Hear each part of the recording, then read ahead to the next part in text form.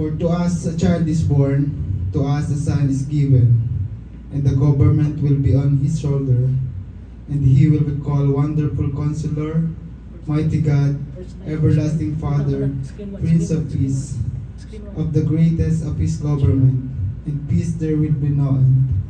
He will reign on David's throne, and over his kingdom, establishing and upholding it with justice and righteousness. From the time on forever, the seal of the Lord Almighty will accomplish this. This is the word of God. You may be seated. Magandang umaga po sa ating lahat. Palakpakan natin ang Panginoon. Hindi lang dapat, Mary, no? We are so blessed to celebrate. No? We are so blessed and privileged to celebrate. Hindi lang siya yung may-ari ng sangkatauhan.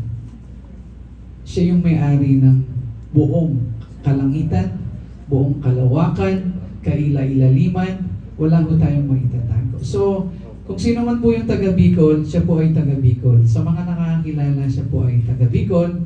At very humble profession lang. Parang si Pastor John lang yan eh. Civil. Saint sa Bicol. Yan, mamaya po magpapakilala. Saint sa Bicol. Si Pastor Butch po ay isa po sa ating tinatawag natin from the start ng WLI ay for how long years? I think siya na po magsasabi na ito pong ating pinag-aaralan until now, sabi niya basic pero foundation. So wala pong iba. Maraming salamat po sa buhay ng ating International Board Director, Pastor Butch. Palakpakan po natin ang Panginoon sa buhay. Kumusta kayo mga kapatid? First of all, malinaw ba yung sound natin? Okay, gusto ko marinig para at least alam ko nandiyan kayo. So, first of all, binabati ko kayo ng Merry Christmas from Singapore in behalf of my family. Maligayang Pasko sa inyong lahat. Alam ko na yung hindi kasama ang mga pamilya ay medyo malungkot. Ang iba sa inyo, kasama ninyo yung mga pamilya ninyo, masaya kayo sa ngayong Pasko. At bagamat kayo po ay nag-iisa dyan sa Saudi Arabia, maaaring hindi nyo kasama ng inyong mga mahal sa buhay, ay kasama din naman natin ang church at kasama natin ang pamilya natin sa Panginoon. At higit sa lahat, tayo pinagpala ng Diyos ng technology na makikita natin sila through Facebook o through live, FaceTime. Marami na pong blessing ang technology na binigay ang Diyos sa atin. Na pwede na natin tawagan. Alam ko, hindi nyo na kailangan bumili ng phone card para pumila sa mga phone booth para tawagan ang inyong mga mahal sa buhay. Hindi katulad dati ng mga 1970s at mga 1980s ang ating mga tatay at ating mga kuya, mga pinsan na nauna sa Saudi Arabia, pumipila. Alam ni Pastor Jun yan, na pumipila sila sa phone booth, bumibili ng phone card, uso pa nun yung mga voice tape. So pag nagbo-voice tape yung ating mga mahal sa buhay, yung mga naalala ko po yung kapatid ko na nag-Saudi, may pamilya. So pag nagbo-voice tape siya, ipapadala pa, it will take 2 weeks to a month. Kung siya man ay may sakit nung siya ay nag-voice tape, bago man makarating yung voice tape sa Pilipinas, magaling na siya. At sasagot naman yung kanyang pamilya. So ang hirap ng mga panahon na yon. Subalit ngayong araw na ito, ngayong panahon natin, in the 21st century, binless na tayo ng Diyos ng technology, gamitin natin ng ayon sa tama. Amen? Amen. Amen po ba? Amen. Pwede ba natin palakpakan ng Panginoon para kanyang palakabutihan? Yan, sa ating buhay.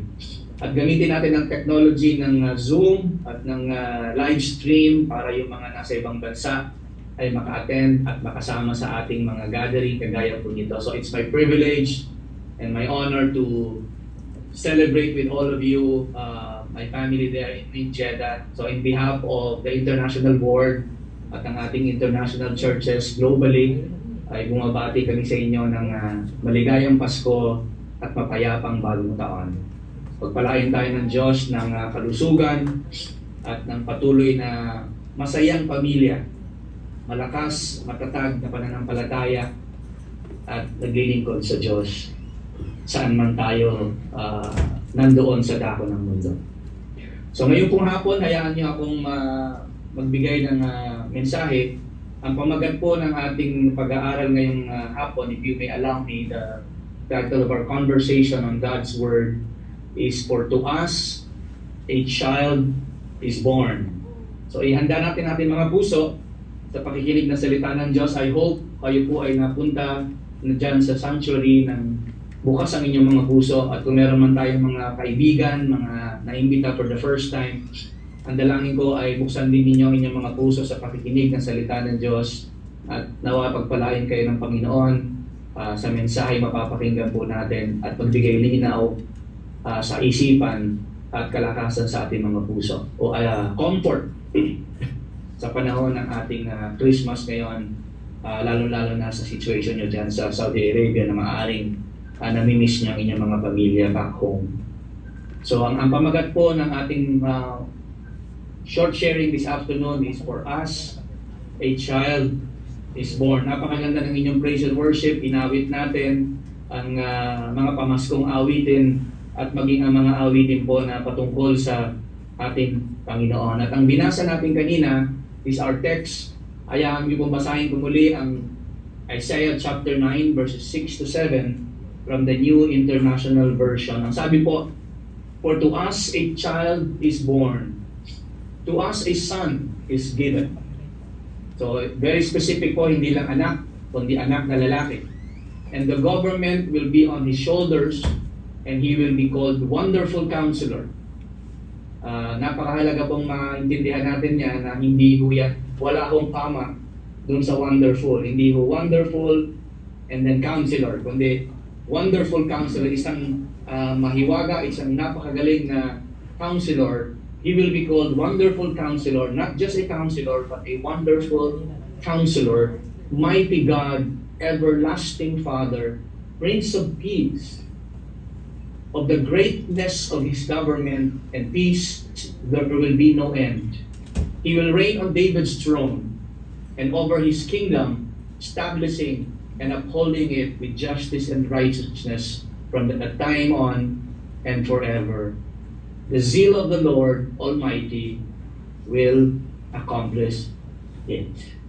Ito pong binasa natin ay Isaiah chapter 9, just to give you a brief background. Maganda po na maintindihan natin itong dalawang verses na to, saan napapaloob ang dalawang verses na to, ano ang nangyayari noong mga panahon na isinulat ni Isaiah ang prophecy na ito sa bansa o sa Kingdom of Judah. So napakahalaga po. Ito po ay ang Isaiah chapter 9 verses 6 to 7 ay napapaloob po sa tinatawag na section sa buong Isaiah, yung pong section, the Book of Emmanuel, the Prophecy of the Emmanuel, na nagsimula po sa chapter 7 ng Isaiah. Kung matatandaan niyo po, sa chapter 7, doon binigay ni Isaiah yung prophecy nagsimula na For to us, the Lord Himself will give you a sign, and the virgin will conceive and give birth to a son, and you will call his name Emmanuel. Doon po nagsimula sa chapter 7 at nagpatuloy yung theme of the coming child or Emmanuel. So ito'y napapaloob doon sa prophecy na binanggit ni Isaiah simula ng chapter 7. So napakaganda na basahin natin yung buong chapter 7 to chapter 9 at yung mga sunusunod na chapters para maintindihan po natin at bakit sinabi ni Isaiah, sino si Isaiah, ano mga nangyayari nung panahon na yon sa bansang Israel. So just to give you a head start, sa mga kasalukuyan na sa panahon ng Isaiah chapter 9 verse 6 to 7, ang kaharian ni Solomon ay nahati na po sa dalawa. Dahil sa kasalanan ni Solomon, dahil sa mga idolatry and rebellion, nahati po ang kaharian ng Israel. The kingdom of David was divided in two, the northern kingdom and the southern kingdom. Napag-aralan po natin yan. At yung northern kingdom, sabi nga nabanggit ko po, yung northern kingdom, lahat ng naghari sa north, 10 kingdoms on the north, 2 kingdoms on the south, lahat na naghari sa north ay lahat masama. Lahat wicked kings. At hindi ako nagtataka kung bakit naglaho yung 10 tribes. Hindi naman sila basta pinabayaan ni Yahweh. May mga propetang naka-assign sa northern kingdom para mag-warning sa kanila, manumbalik sila sa Panginoon, to turn their backs from their rebellion, subalit matigas ang puso at ang puso ng mga tao sa north ay evil. Kaya po hindi nagtagal, dumating ang Assyria. Nung panahon po na yon, ang Assyria or yung tinatawag natin the city of Nineveh, kung saan ang Diyos ay umabot din sa kanila nung panahon ni Jonah. Ito pong mga Assyrian ay napaka-brutal, itong mga Assyrian ay masasama. So kaya po sila ay silang sumakop sa Northern Kingdom at sa buong Mediterranean. Sila po yung superpower nung panahon na yon. At pumunta sila sa Northern Kingdom at sinakop nila, hinayaan ni Yahweh dahil wala ng pananampalataya ang Northern Kingdom sa Kanya. Bagamat patuloy na nagwa-warning ang Panginoon, basahin po natin ang Old Testament, subalit dumating sa sukdulan ng Northern Kingdom at sila po ay in-invade ng Assyria, dinala at pinagwatak-watak sa different provinces of Assyria, at sila po ay naglaho yung 10 tribes. Until today, hindi na ho nakabangon at hindi na muling nabuo yung 10 tribes of Israel. Pero yung Southern Kingdom, dalawang kingdom of Judah, sa south, Judah and Benjamin, sa south, sila po ang natira where Jerusalem was. At ito pong sinusulat ni Isaiah, si Isaiah, Jeremiah, sila po ay isa sa mga propeta na assign sa south. So si Isaiah, siya ay na-assign sa Southern Kingdom of Judah nung panahon na yung Assyria sa north, nasakop nila yung north, gusto nilang nag-attempt sila para sakupin yung south. Kasi narinig nila meron ding Southern Kingdom. So nag-attempt sila, several attempts para sakupin ang Southern Kingdom ng Judah. Subalit may mga panahon po na may magandang hari sa south. Andiyan na si Hezekiah, isa sa mga example ng mga mabubuting hari sa south, na kapag ang hari ng panahon ay mabuti at nanumbalik sa Diyos, nakikita natin yung mga pagkakataon na si Yahweh muling proteksyonan niya ang bansang Judah o ang Kingdom of Judah. Kaya po walang nakapapanaig sa kanila. Subalit hindi rin perfect yung Southern Kingdom. May mabuting hari, maraming masamang hari, may mabuting hari. So on and off, pero outnumbered yung mabuting hari sa Southern Kingdom. Ito po yung panahon sa chapter 7, 8, and 9, nung winawarningan na sila ni Isaiah dahil po sa andyan na yung Assyria at nag-attempt para sakupin sila at gunawin sila kagaya ng ginawa sa north. So nung pinag-aaralan ko po itong particular chapter 9 to 6 to 7 sa loob po ng book or section ng Emmanuel, napakaganda po ng lesson na mapupulot natin. Sa dami-daming lesson, ito po ang gusto kong i-share sa inyo. Isang katotohanan lang para maunin natin ngayong Pasko at pagmuni-munihan natin para sa ganoon ay ma-encourage po tayo. Ano ba ang kahulugan ng Pasko? Bakit dumating si Kristo? Bakit siya isinilang? Nagsimula ho ito sa panahon na ito, yung prophecy of for unto us a child is born. Ito po yung lesson na gusto kong i-share sa inyo bago natin balikan yung verses na binasa po natin. The lesson that we can learn today is this: God is not only present with us, but also on our side. God is not only Emmanuel. Hindi lang siya kasama natin. He came not only to be with us. He came because He is for us. Para sa atin. Siya ay panig sa atin. So magkaiba po yun. So God is not only with us, He is for us. Kasi po may mga katuruan na may mga kaisipan na lumalaganap sa isipan ng maraming tao sa mundong ito. Hindi lang ngayon, bagamat sa panahon nila, na ang Diyos ay galit sa atin, na ang Diyos is against us, na ang Diyos ay galit at naghihintay lamang ng pagkakataong huli tayo sa ating kasalanan para tayo parusahan, para tayo itapon sa impyerno o whatever. Ang totoo po, ang Diyos is a just God. God is holy, hindi niya pwedeng i-tolerate ang kasalanan, pero God is never against us. Tatandaan po natin yan. Ang Diyos ay hindi against sa tao. Ang Diyos ay pabor sa tao. Kaya nga po niya pinadala ang kanyang bugtong na anak, for God so loved the world. He did not hate the world. Hindi siya galit sa mundo.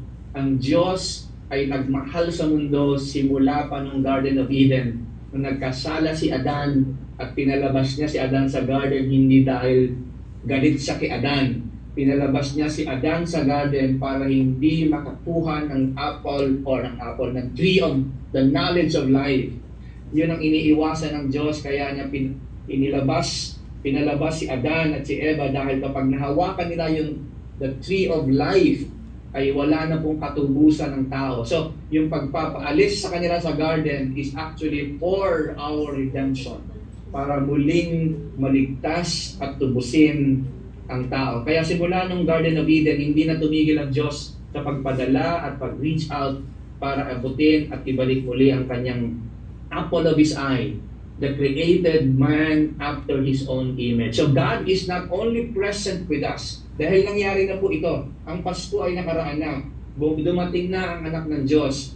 Jesus Christ already came. Sineselebrate lang natin ang Pasko in commemoration ng pagdating ng Panginoon. Maaring hindi siya isinilang ng December 25 to be exact. We don't know. Hindi mahalaga yung panahon or yung date. Ang mahalaga, dumating ang Diyos. Nangyari yung Pasko. Hindi siya fiction. Hindi po siya katang-isip. At hindi rin siya gawa-gawa lamang ng mga Kristiyano noong mga unang panahon. So God is not only present with us, but also on our side. Ano ibig sabihin nito? Tingnan po natin ang talata. Sa chapter 7 verse 14, balikan natin yung sinabi ni Isaiah. Sinabi niya to kay King Ahaz. Dahil nung panahon po, parating na at gustong sakupin sila ng mga Assyrians. So kino-comport ni Isaiah bilang prophet at sinasabi niya na huwag kayong maging malupaypay, huwag kayong mawala ng lakas na loob dahil merong ibibigay ang Diyos na salvation. And dito sinabi ni Isaiah, therefore the Lord Himself will give you a sign. Specifically not only for Ahaz but for the entire kingdom of Judah. God will give you a sign. Anong sign yon? The virgin will conceive and give birth to a son and will call him Emmanuel. So, hindi ko maintindihan kung naintindihan nila ang prophecy ito ng panahon na yon, dahil very contradicting po. Paano ang isang virgin, ang isang batang babae will conceive ng walang asawa? The virgin will conceive and give birth to a son. So, nung una pa man, binibigyan na tayo ng hint ni Isaiah, this is something miraculous. This is something na beyond the normal. Hindi ito ordinary ang mangyayaring pagliligtas ng Panginoon. This is a sign. Senyales lamang ito ng pagdating ng inyong salvation. Because ang Diyos na maaaring sa tingin nyo, inabandon kayo dahil sa inyong kasalanan, ang Diyos ay hindi lang para sa inyo. Ang Diyos ay hindi lang babalik. Ang Diyos ay mananahan na kasama ninyo. Emmanuel, which means God will be with us. So dito po ito nagsimula, yung prophecy na yan.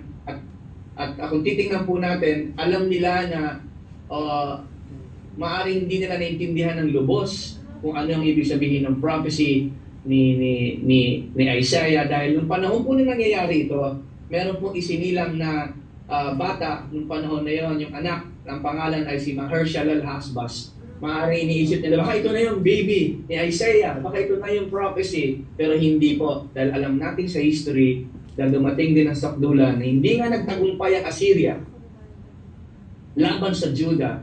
Subalit yung mga sumunod na hari sa Judah ay naging masama until dumating yung panahon ng Babylonia. The Babylon became superpower over Assyria, at ang Babylon for 3 attempts sinakop ang Judah at eventually they destroyed the Jerusalem. At hindi nila nakita yung sinasabing asa na yung pangakong tagapagligtas. Subalit alam natin ang history na ang Israel o ang Judah ay naging matigas din ang puso. Dumating ang time na sila din po ay naging exile sa Babylon, pero hindi patapos ang Diyos sa kanila. So ito po ang basahin natin. Ano ba yung kahulugan ng prophecy na yon na dapat maintindihan ng mga Kristiyano ngayong panahon? So ang Pasko ay hindi lamang nagsimula sa Bethlehem, kundi ito ay pangako ni Yahweh noong pamang panahon na nagsimula ang rebellion ng Israel. So ang susunod na verse, isa-isahin nga natin yung chapter 9 verses 6 to 7. For to us a child is born, to us a son is given, and So, specific ang Diyos dito, ang prophecy ni Isaiah, hindi lamang anak. Tandaan ninyo, ang anak ay lalaki, anak na lalaki. So, for unto us a child is born. Kasi pag hindi sinabing to us a son is given, so lahat maaring mag-worry na, ano kaya yung anak? Babae kaya, lalaki? So, hindi sila sure, pero very specific si Isaiah. Pagmasdan ninyo, ang sinyalis na ito, dadating ang anak, at ang anak ay lalaki, a son is given. And then itong description ng Isaiah is the government will be on his shoulders. Ang ibig sabihin po nito, siya ang magiging ruler ng buong bansang Israel. The government will be on his shoulder. Nasa kanyang balikat ang magiging kaharian ng bansang Israel. So, in other words, itong dadating na anak na lalaki, itong son that will be given, is connected to sa prophecy ng Diyos kay David. Nung siya ay mamamatay na si David, ang sabi ng Diyos sa kanya, isa sa magiging anak mo, David, ang maghahari sa Israel forever. Kaya po doon nagsimula yung idea ng the son of David. Naalala niyo yung bulag na si Bartimaeus, na nung lumalakad ang mga disciples at kasama si Jesus, sabi ng bulag na Bartimaeus, Jesus, son of David, have mercy on me. Saan ang galing yung title na yan? Jesus, son of David. Dito po nang galing yon. Nung panahon pa ni David, dahil pinangako ng Diyos kay Haring David, lahat ng uupo sa trono ng Israel ay manggagaling lang sa anak mo, David. At isa sa magiging anak mo, David, his kingdom will be an everlasting kingdom. So nagsimula din yung kanilang hope and anticipation na isa sa anak ni David will be the eternal king of Israel. So the government will be on his shoulders. Ang ibig sabihin, siya na ang ipinangakong magiging hari at siyang magpapatakbo ng kaharian ng Diyos at ng kalangitan at ang buong nilalang ni Yahweh. So the government, so lahat sila nakatingin sa pangakong ito dahil wala hong perfect na government nung panahon na yan. On and off, may mabuting hari, may masamang hari, mas madami ang masamang leader kesa sa mabuting leader. So every one of them were expecting and hoping na dadating ang panahon, bibigyan tayo ng isang gobyerno na marangal, matuwid, and full of justice. Itong kamalian na to, itong consequence na to, kaya sila naghihirap dahil sa masasamang hari, sila din naman ang may kapakanan. Dahil inayawan nila ang Diyos bilang hari nila. Nung panahon nila ni Samuel nang humingi sila ng hari, bigyan niyo kami ng hari. Ang sabi nila, ang Diyos ang hari niya, ba't kayo hingi? Hindi, gusto namin kagaya ng Egypt, kagaya ng Mesopotamia, kagaya ng mga ibang bansang nakapaligid sa amin, gusto namin ng isang haring nakikita. So ito ay konsekwensya ng kanilang paghingi ng isang taong hari. At na-prostrate na sila ever since, kaya nagkaroon po ng expectation na sana bumalik ang paghahari ng Diyos sa kanila. So yan po ang ibig sabihin ng first line. For to us a son is given, and the government will be on his shoulder. Meaning, ang batang ito, ang anak na ito, nasa kanyang balikat na asalalay ang tagumpay ng Israel noong mga panahon na yan. Look at the next line. At sabi ng ni Isaiah, and he will be called. Kung paano yung he will give us a sign that a virgin shall give birth and he shall call his name Emmanuel. Ang sabi dito in continuation, and that boy, that son, he will be called Wonderful Counselor, Mighty God, Everlasting Father, and Prince of Peace. Anong ibig sabihin po nito? Siya ang magiging gabay ng buong Israel. Siya ang magiging counselor ng mga taong susunod sa Diyos. At naalala ko dito yung sinabi ni Jesus sa John chapter 14, 15, and 16. Hindi ko kayo iiwan magiging orphans. Aalis ako, pero I will send another counselor.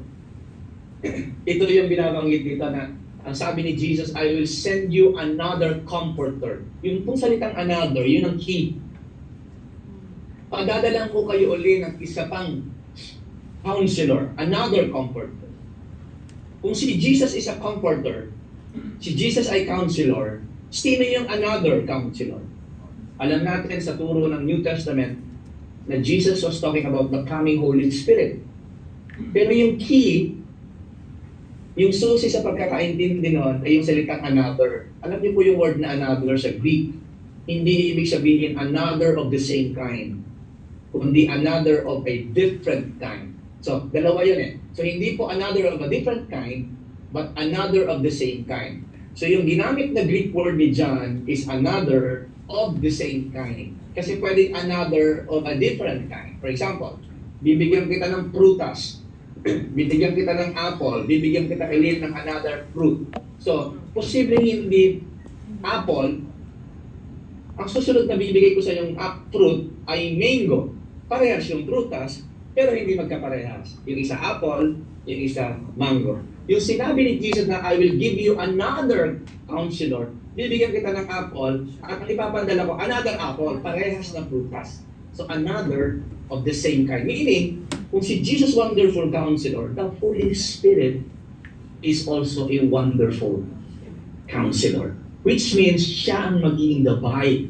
Siya ang gagabay, magpapalakas sa inyo, siya magbibigay ng comfort, ng wisdom, ng direction. Pag meron kayong kalituhan sa pag-iisip, lalapit ka sa counselor, gagabayan ka ng counselor mo, palalakasin ka ng counselor mo, i-energize ka, i-empower ka. He will be called Wonderful Counselor, Mighty God and Everlasting Father, and the Prince of Peace. So hindi lang siya Mighty God in His power, but Everlasting Father. Ang word na Father dito, hindi yung biological. Hindi ibig sabihin may asawa siya at siya ay biological father. Hindi yun. Ang ibig sabihin ng Father here is the source, the origin, or the beginning, the everlasting beginning, or the everlasting source. Or kaya pag sinabi, who is the father of modern science? Hindi ibig sabihin sino yung tatay na may anak. Hindi biological, kundi sino yung pinagmulan, sino yung originator, sino yung founder. So, Jesus is the everlasting source, the everlasting origin, meaning wala siyang simula. Kung meron mang simula ng lahat, siya ang origin ng lahat ng ito. He is the everlasting Father. At hindi lamang siya peace, He is the Prince of Peace.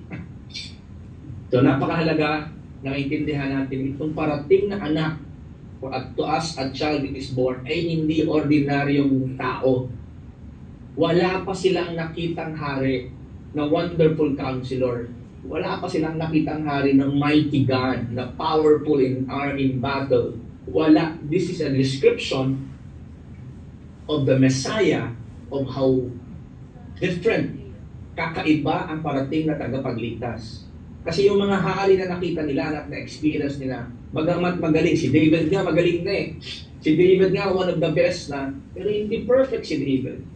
May kasalanan si David, hindi siya wonderful counselor, hindi siya Prince of Peace, hindi siya man of war. Pero itong dadating na Messiah, sabi ni Isaiah, kay King Ahaz, at sa buong kingdom of Judah, huwag kayong mawalan ng lakas na loob. Bagamat nakikita niyo ang Assyria, napaka-powerful, andyan siya, trying to invade the south. This is a sign. There will be a government that will come. Abangan ninyo. And of the greatness of His government, so binalik ka niya, yung government, and the government shall be on His shoulder. And then what kind of government? Ang kadakilaan ng kanyang gobyerno. And peace, there will be no end. Meaning, kapag itong taong ito, itong Messiah ito dumating at naghahari, He will be the last because His kingdom, there will be no end. So, the peace that will come because He is the Prince of Peace. Kaya walang kapayapaan ng Israel ngayon. Walang kapayapaan ng mundo sa kaguluhan na nangyayari sa Middle East at sa iba-ibang lugar ng sanlibutan. There will never be peace. Temporary pwede, pero walang talagang permanent peace hanggat hindi dumadating ang prinsipe ng kapayapaan. Dahil ang kaguluhan ay nagsisimula sa puso ng tao. Kaya dapat lagi tayo naghahayag ng Ebanghelyo dahil ang kapayapaan ay dadating sa puso ng tao kapag si Kristo ang naghahari na sa puso ng tao. Di ba dati pala away tayo, dati mainit ang ulo natin, dati tayo bagbagsag ulo, dati tayo pinagsisimula ng gulo, tayo pinagsisimula ng chismis, tayo pinagmumulan ng lahat ng mga issues. So nung dumating si Kristo sa puso natin, unti-unting binago ng Diyos. Kaya nagiging peacemaker na, nagiging patient na, nagiging pasensyoso ka sa kapatid, nagiging maunawain ka, nawawala yung irritableness ng tao, hindi na pikon, hindi madaling mainis, kundi mapagpakumbaba at laging sa kapayapaan nakatingin.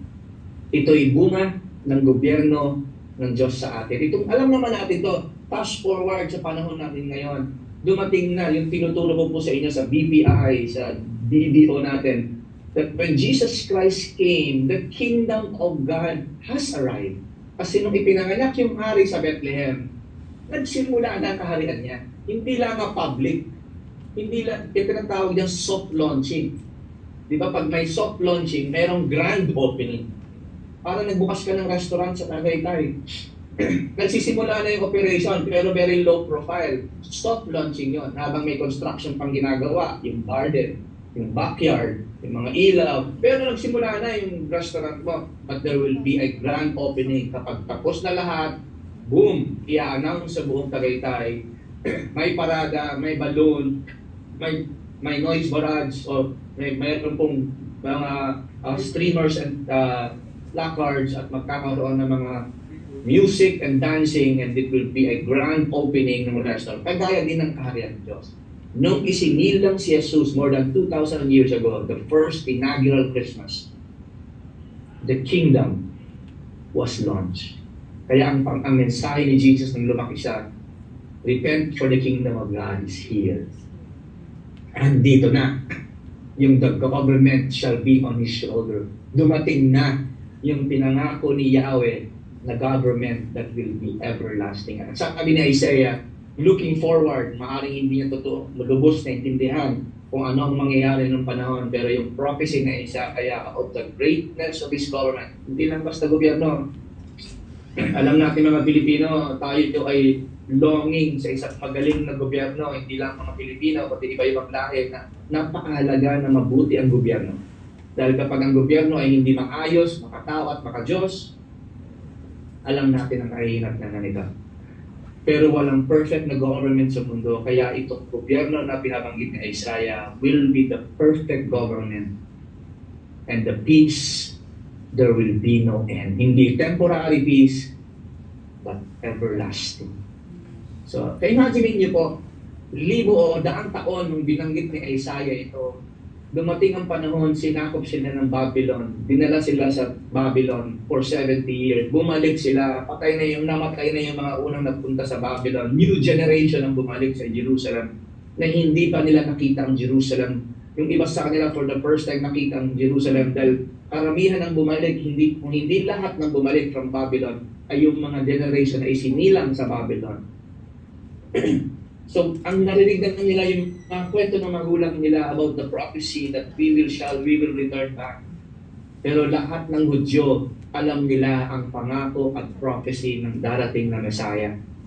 Napakaganda. At ang kasunod, ang sabi ni Isaiah, hindi lamang that His peace will be no end. Tingnan niyo po kung paano yung explain ni Isaiah, He will reign on David's throne. So baka kasi medyo malito pa yung mga nagbabasa.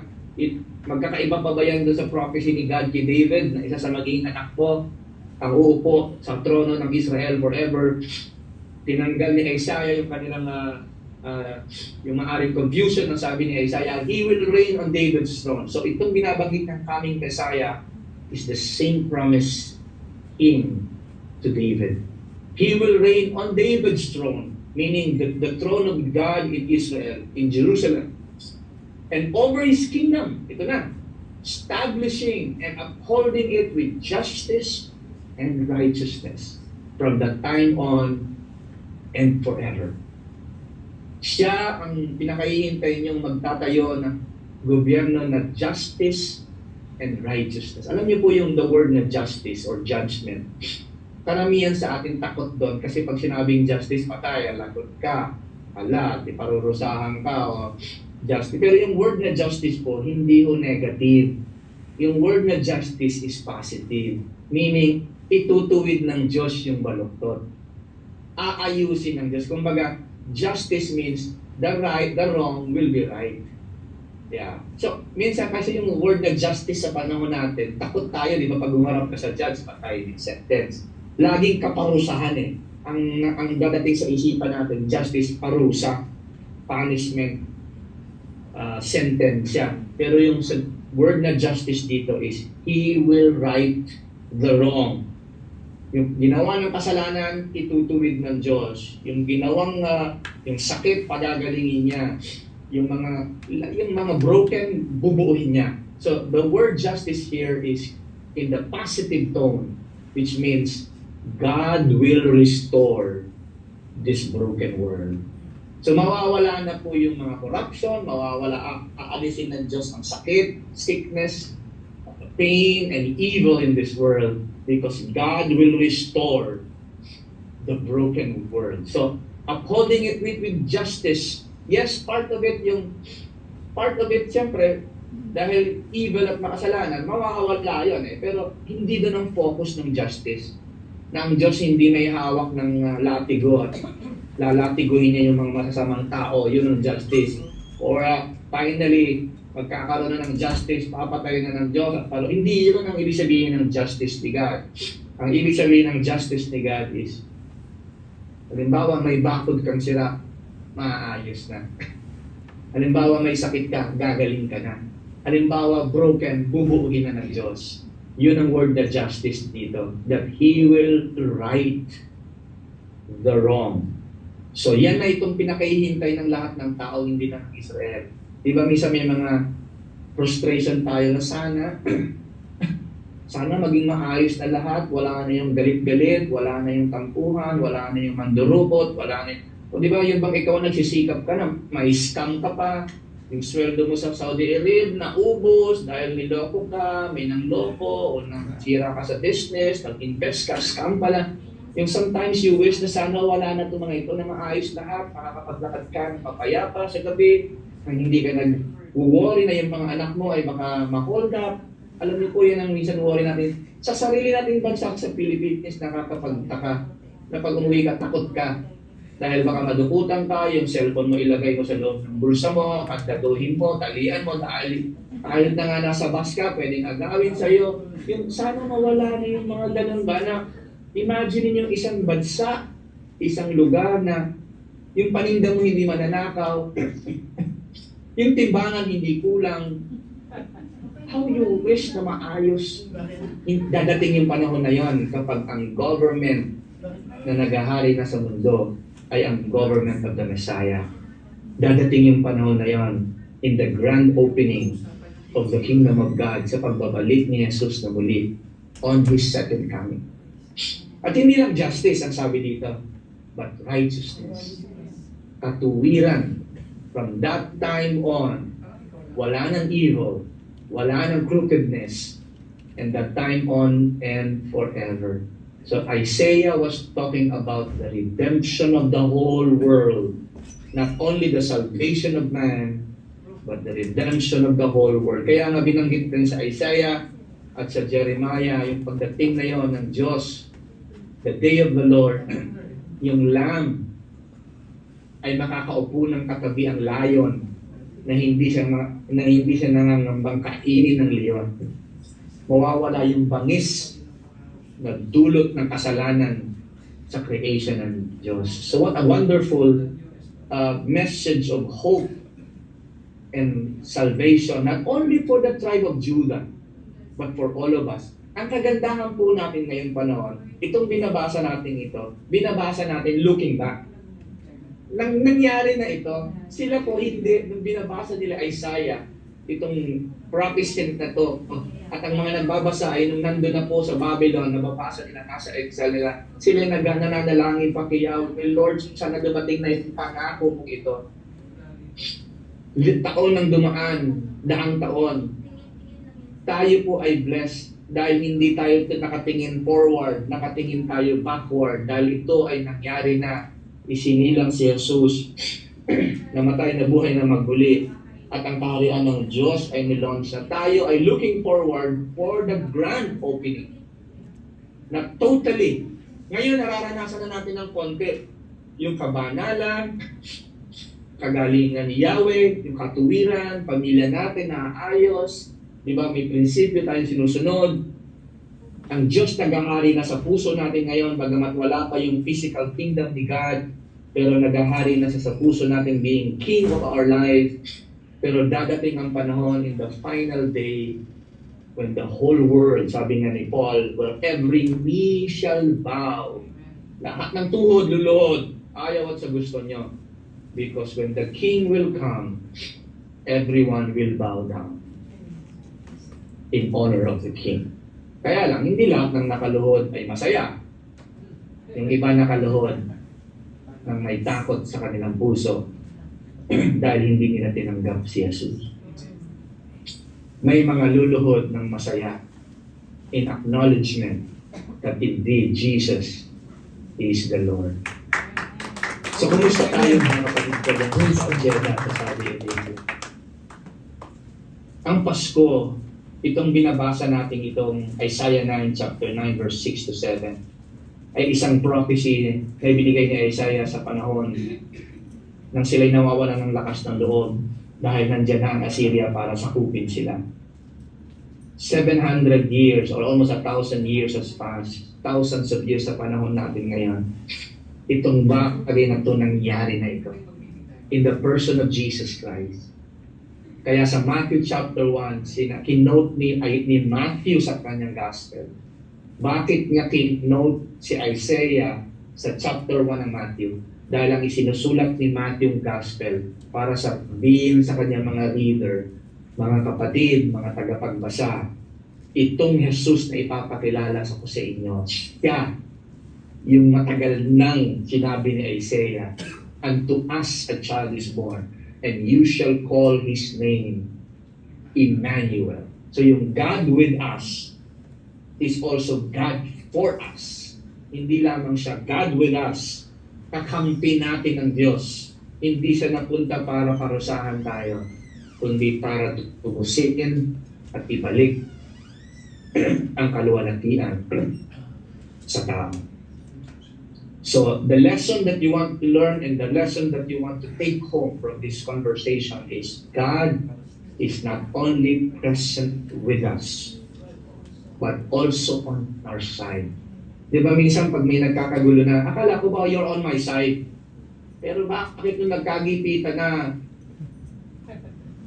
against ka pala sa akin, hindi mo man lang ako sinuportahan, hindi mo man lang ako ipinagtanggol, di ba? May mga ganun tayong salita narinig sa magkakaibigan. Akala ko ba matalik kitang kaibigan? Akala ko ba you're on my side?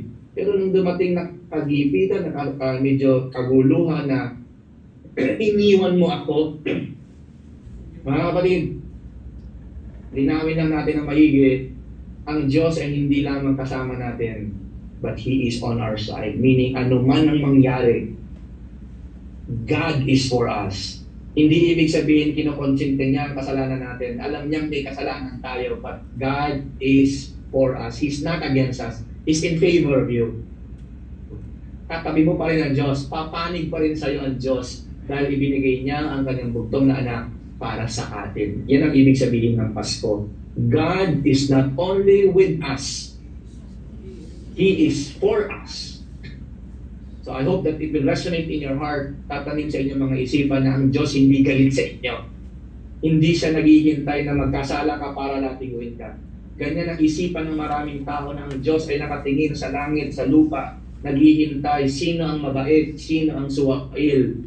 At yung mga masama, parurusahan ng Diyos, at yung mga hindi, ay pagpahindi siya yung Santa Claus na hindi kanya bibigyan ng regalo kapag ikaw ay naughty. No, God is for us. Nalala niyo yung parable of the prodigal son? Yung ama na iniwan ng anak. Akakala ng anak galit ang ama sa kanya. Hindi, ang ama naghihintay na bumalik siya. Kaya nagulat siya nung pagbalik ng bugtong na anak nung prodigal son. Yung pagbalik niya, willing lang siya maging servant Hindi na siya babalik bilang anak. Mag-a-apply siya ng trabaho. Dahil sabi niya, di ba? Buti pa sa pangalan ng tatay ko, ang mga servants may kinakain. Ako ang kinakain ko, mga pagkain ng mga baboy, sabi ng prodigal son. Kaya babalik na lang ako, sabi niya, hihingi ako ng tawad at mag-a-apply ako ng trabaho na maging one of the servants. Yung pagbalik niya, hindi niya inaasahan na tatanggapin siyang anak. Nagulat siya. Akala niya galit ang tatay niya sa kanya. Bakit tinuro ni Jesus yung parable of the prodigal son? To tell the Jews, God is not against you. He does not hate you. He's waiting for you. Naalala ko dito yung kapatid ko naglayas. Dalawa sa kapatid ko po, nag-aaral sa Maynila. Yung isa biglang umuwi at ang sabi sa tatay ko, ito po naririnig ko na lang kasi bunso ako eh. Yung panganay, the first child, dalawa sila magkasunod, nag-aaral po, naka-dorm sa Santa Cruz, malapit sa Chinese school. Yung panganay, biglang umuwi, tinamad mag-aaral. Sabi niya sa kapatid ko, ayaw ko na mag-aaral, uwi na ako sa probinsya, sa Quezon. Sa Quezon po kami nakatira noon bago kami lumipat ng Bicol. Pag-uwi ng pangalan namin kapatid, nagulat yung mga magulang ko at sabi, bakit ka nandito? Akala ko nag-aaral ka. Pinagdadala ka namin ng pera para mag-aral. At bakit ka nandito? Ayaw ko na mag-aral. Nagalit yung tatay, ano ayaw na mag-aral? Ayaw ko nang pumasok. Nagalit. So, naglayas yung kapatid ko. Hindi ka makakauwi dito. So, hindi natulog sa bahay.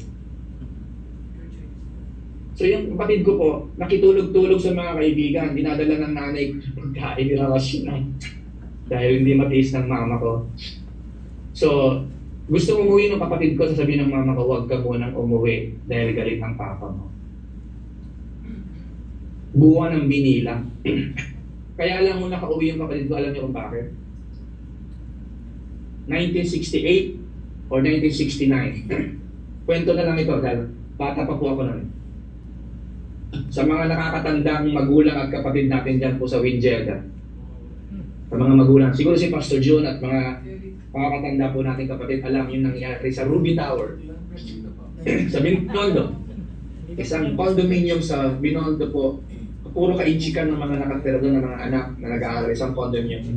Doon lang 1968 or 69, naguhog po yun. Andun yung kapatid kong pangalawa.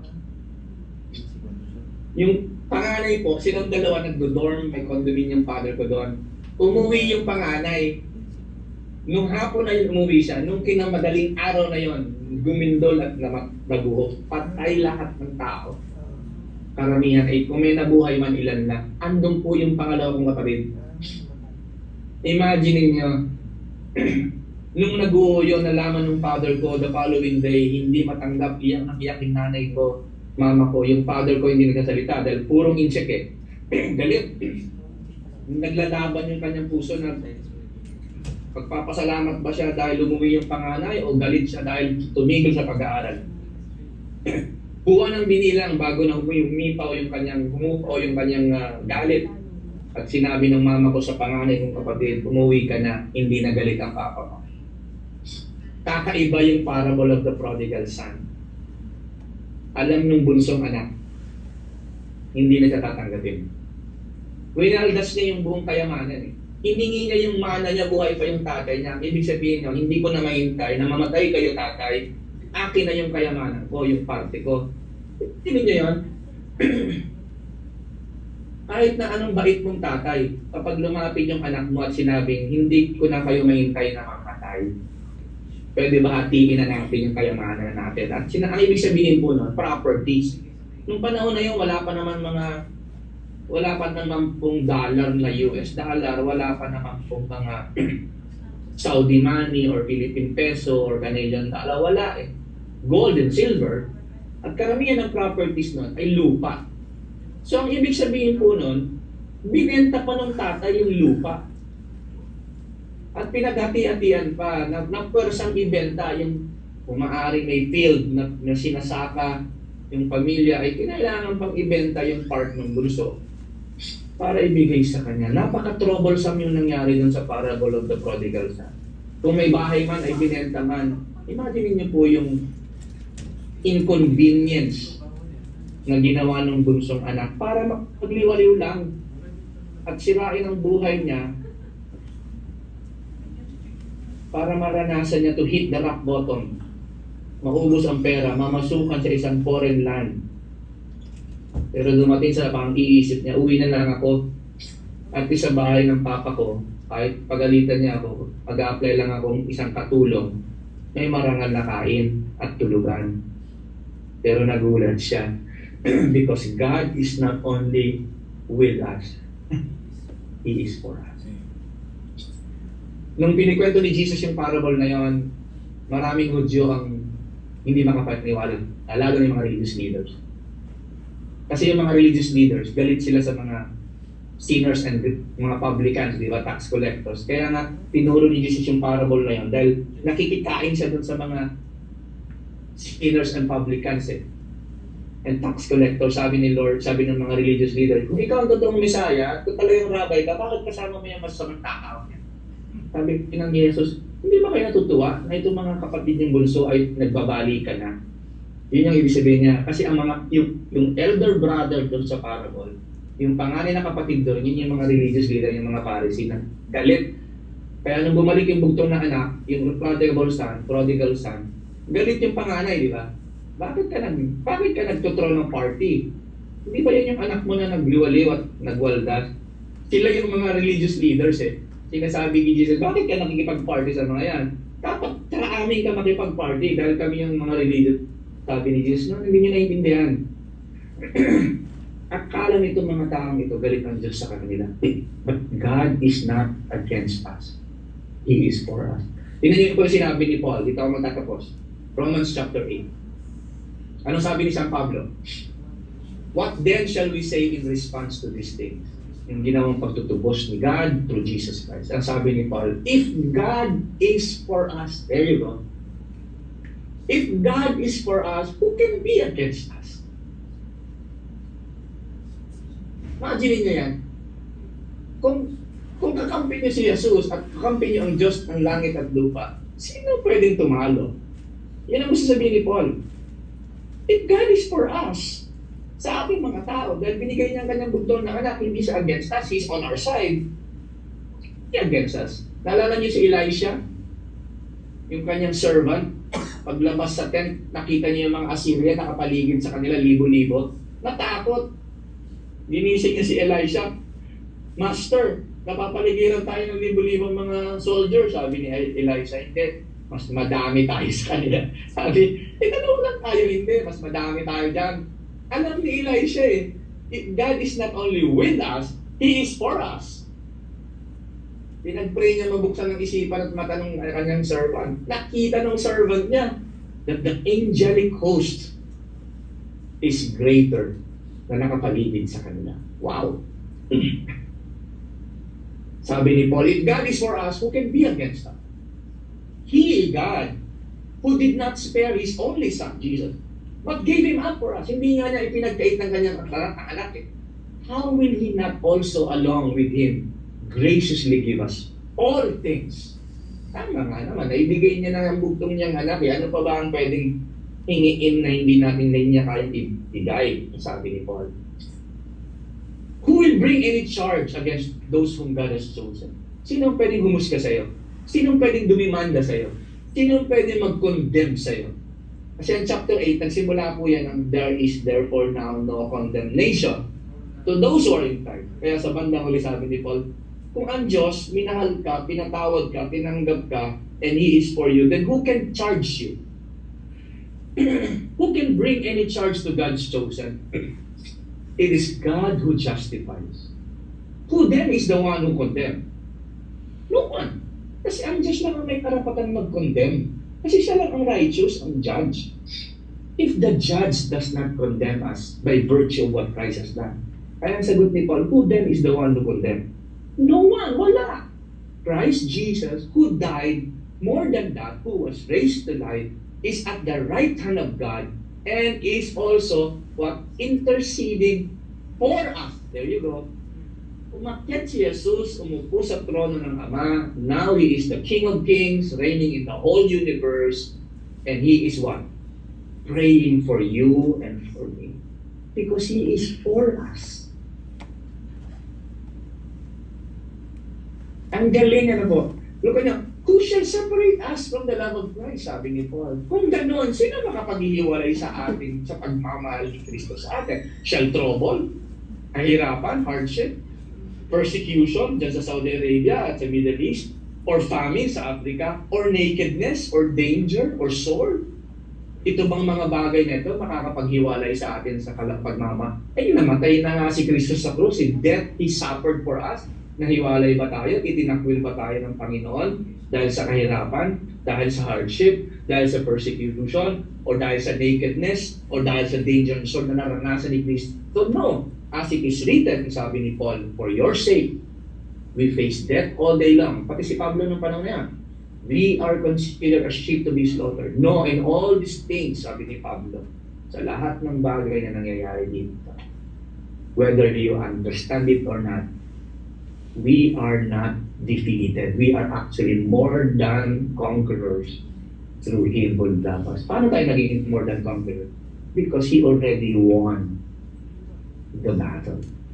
And last verse, for I am convinced, sabi ni Pablo. Kaya ako kumbinsido ako, sabi.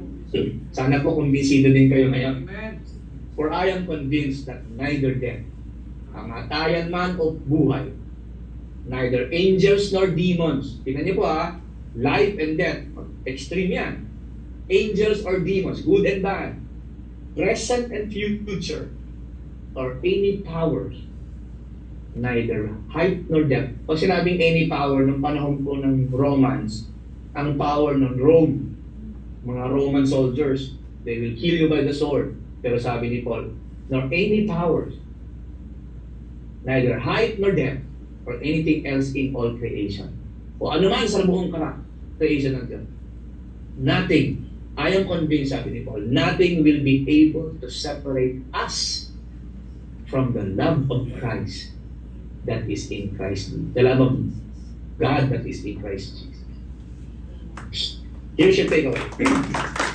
Kaya pinapakalaga, God is not only present with us, but also on our side.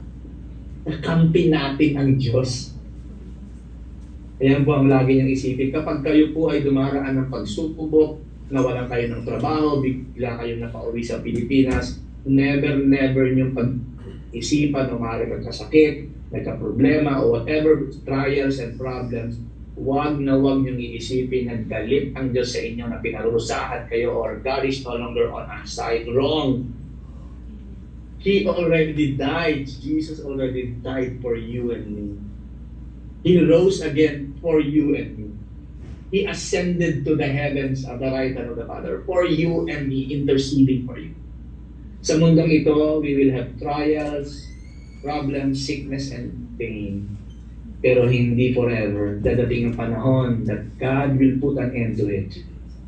But in the meantime, habang tayo nakatira sa lupang ito, broken world, part yan ng ating paglalakbay sa mundong ito. But always remember that God is on our side.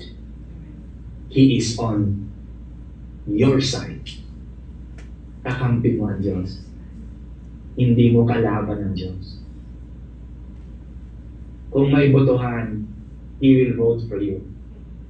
Kung pipili ang Diyos ng team, pipiliin ka niya. You're on His side.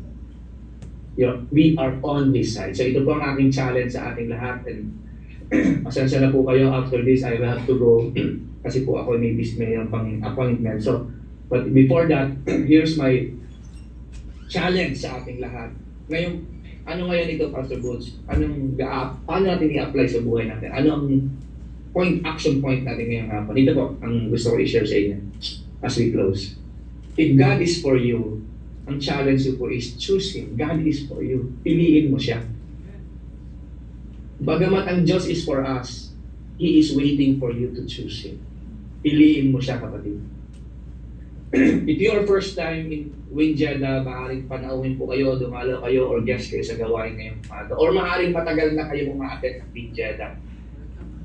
O sa mga nakikinig online, kailangan mong piliin ang Diyos. Choose Him.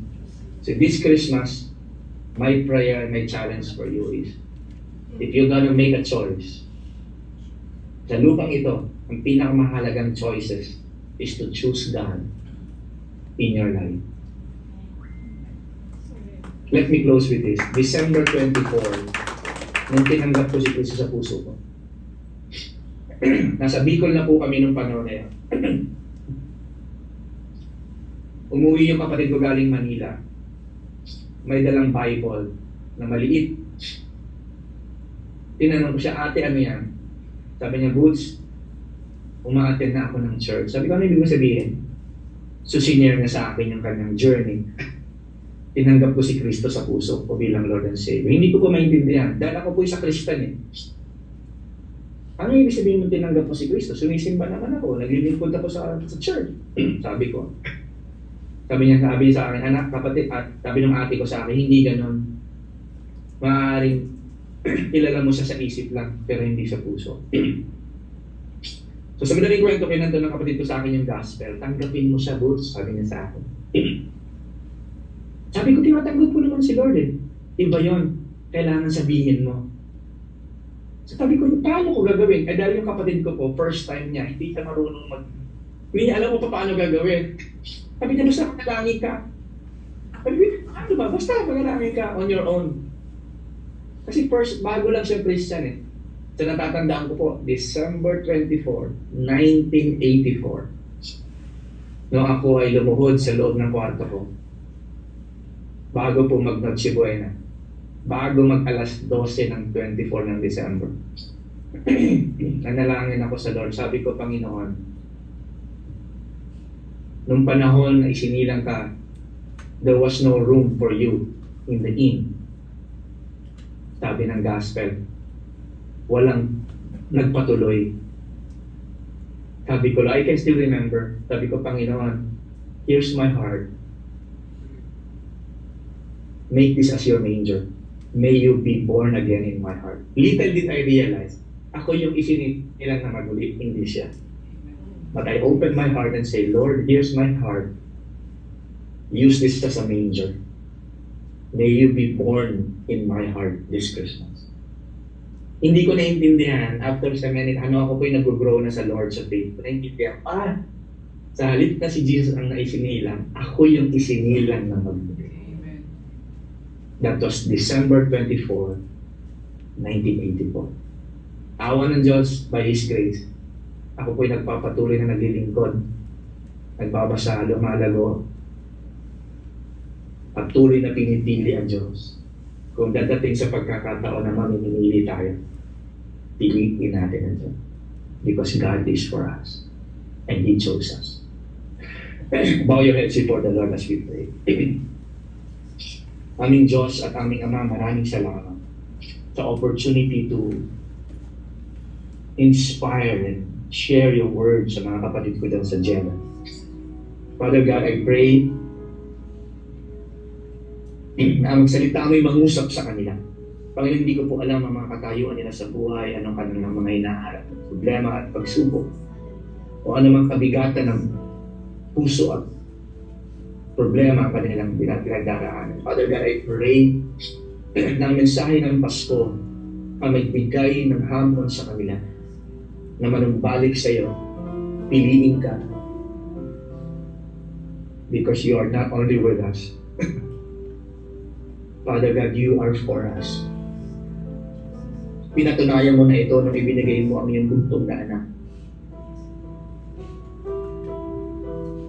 para mamatay in our behalf, to redeem us from our sin and to restore us. Father, thank you. May you bless our church in Winjeda. Ingatan mo sila, pagpalain mo sila, sampunan ka na ng mga mahal sa buhay. Maaari kasama nila sa Saudi o nasa Philippines o nasa ibang bansa. At sa mga kasama po namin online na ma-attend, Lord God. Father, I pray for your favor that this Christmas, na mabuksan nila ang kanilang mga puso and make that as your manger, that you may be born again, or that we may be born again this Christmas for your glory. In Jesus' name.